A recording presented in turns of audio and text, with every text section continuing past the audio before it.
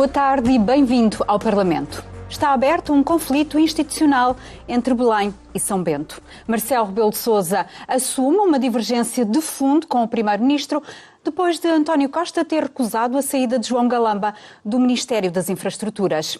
O Presidente diz que está em causa a confiança e a credibilidade do Governo, mas recusa eleições antecipadas em nome da estabilidade do país. Vamos avaliar a situação política com os deputados Miguel Costa Matos, do PS, Alexandre Poço, do PSD, Pedro Filipe Soares, do Bloco de Esquerda e Rodrigo Saraiva, do Iniciativa Liberal. Rodrigo Saraiva, ao contrário do Iniciativa Liberal, o Presidente da República diz que os portugueses dispensam o sobressalto de eleições antecipadas. Vê validade neste argumento? Muito boa tarde a todos. A relação do Sr. Presidente da República com o Primeiro-Ministro, porque o Sr. Primeiro-Ministro não é apenas Primeiro-Ministro há um ano, já há mais algum tempo. 7 anos. A relação destas duas personalidades da vida política portuguesa ficam marcadas por duas imagens icónicas. Uma em Paris, quando o Sr. Primeiro-Ministro segurava o chapéu de chuva para o Sr. Presidente da República não ficar molhado com a chuva. No primeiro ano da coabitação. Logo ao início. E depois há outra imagem, que é na Alta Europa, quando o Sr. Primeiro-Ministro faz o seu endosso à recandidatura do Sr. Presidente da República.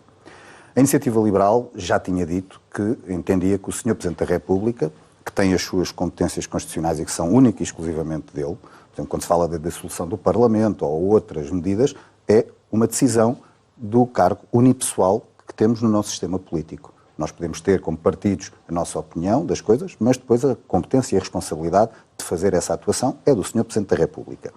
Nós já tínhamos dito que o Sr. Presidente da República devia ser mais exigente e mais assertivo para com o Governo e ficámos muito surpreendidos com esta última declaração do Sr. Presidente da República. Porque embora tenha tentado, na linguagem corporal e até no tom da mensagem, pôr um tom mais parcimonioso ou quase descontraído, o conteúdo foi demolidor.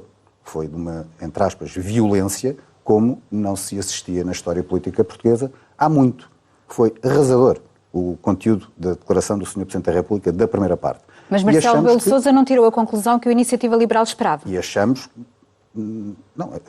que o Sr. Presidente, da primeira parte da sua intervenção para a segunda, que é a parte das consequências, foi contraditório. Portanto, foi contraproducente. Não bate, como se costuma dizer, não bate a bota com a perdigota. E, portanto, fica corresponsável de tudo aquilo que venha a acontecer.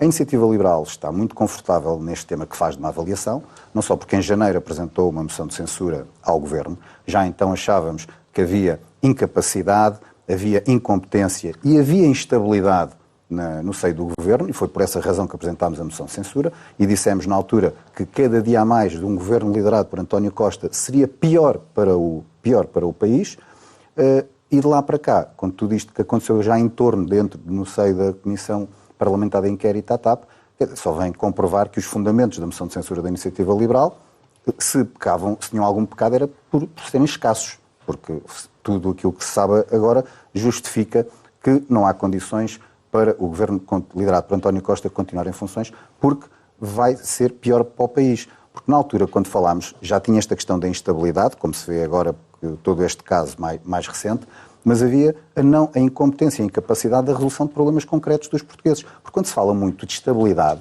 vamos ver qual é a estabilidade que os portugueses têm no seu dia-a-dia. Quando saem de casa para ir trabalhar, quando precisam de transportes, quando precisam de deixar os seus filhos na escola, quando têm um problema de saúde e precisam de recorrer aos hospitais, quando têm um problema na justiça e precisam de recorrer aos tribunais, quando precisam de segurança e as condições em que estão não só as nossas forças de segurança, como inclusive as Forças Armadas. Isto não é estabilidade. E esta é a estabilidade que os portugueses precisam, que é quando saem de casa diariamente para ir trabalhar, saberem que têm as condições para fazer a sua vida e que ao fim do mês têm cada vez mais dinheiro no seu bolso. Mas para haver soluções para esses problemas não é preciso também haver estabilidade política?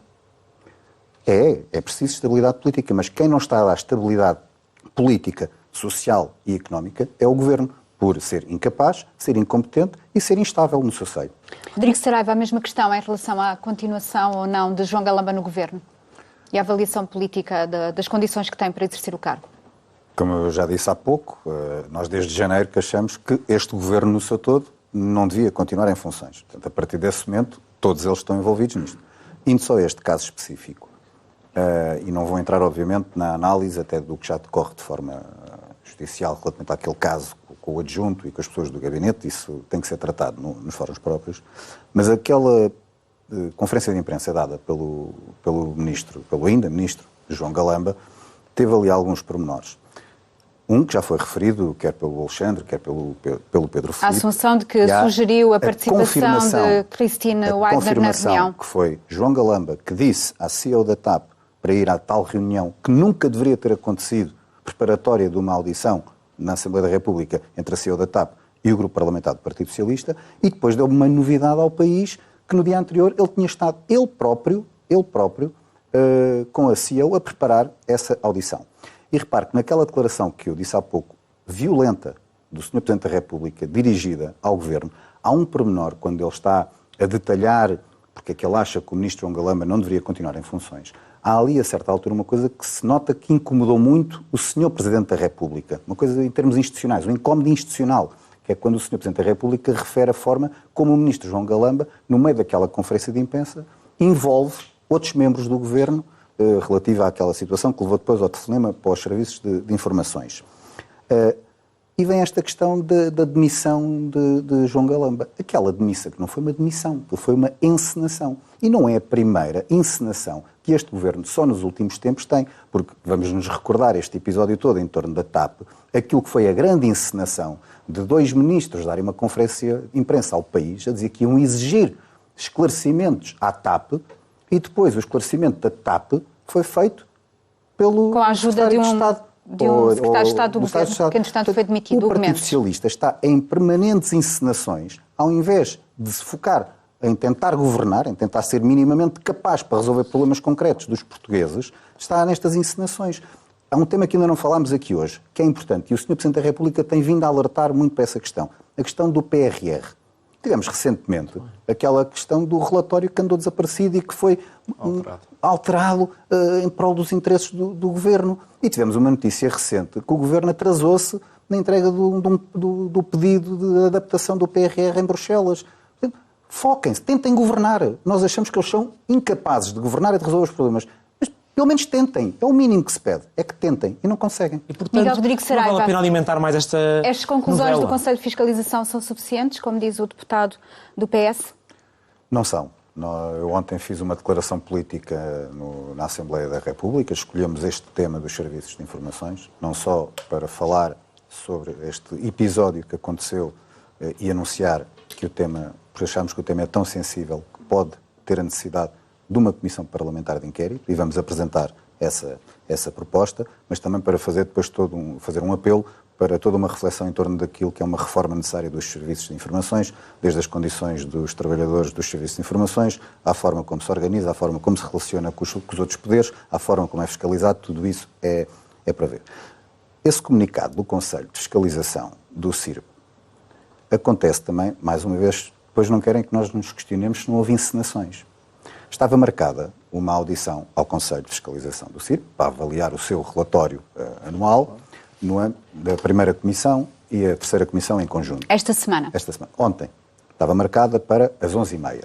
Eu sou membro da terceira comissão e às 11h30, dentro da minha companhia do Zelo, dirigi-me para a sala da comissão. E estive 1 hora à espera, porque a reunião da primeira comissão teria que terminar. E estavam a debater os vários requerimentos, que quase todos os partidos, penso que só o Partido Socialista é que não apresentou um requerimento, para fazer audições ao diretor do SIS, à senhora secretária-geral do CIRP, outro era para a Ministra da Justiça, para vários envolvidos nesta situação. Um dos requerimentos, penso que era do PSD, se eu não estou em erro, era a requerer que essa audição que iria acontecer a seguir também abordasse o que se passou. Alargasse o âmbito para falar do que se passou. A reunião da primeira comissão demorou de tal forma que essa audição foi adiada, depois do Partido Socialista ter recusado falar-se deste tema nessa audição, com o argumento que era preciso tempo para o Conselho de Fiscalização, para se preparar, para que o tema fosse... E logo a sair saiu um comunicado. Logo a sai um comunicado que é bastante questionável. Questionável porquê? O SIS atuou de forma voluntária ou de forma própria? Que não, quer dizer, não houve alguém que de repente recebeu uma informação e decidiu ir para a rua e ligar ao tal adjunto e depois dizer que havia uma password, essas coisas, não foi assim que as coisas funcionam. Houve alguém que tomou uma decisão, que deu uma ordem.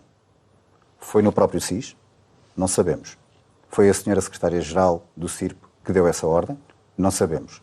Essa ordem veio a quem os serviços de informações reportam funcionalmente e constitucionalmente, que é ao gabinete do Sr. Primeiro-Ministro? Não sabemos. Isto tem que ficar clarificado.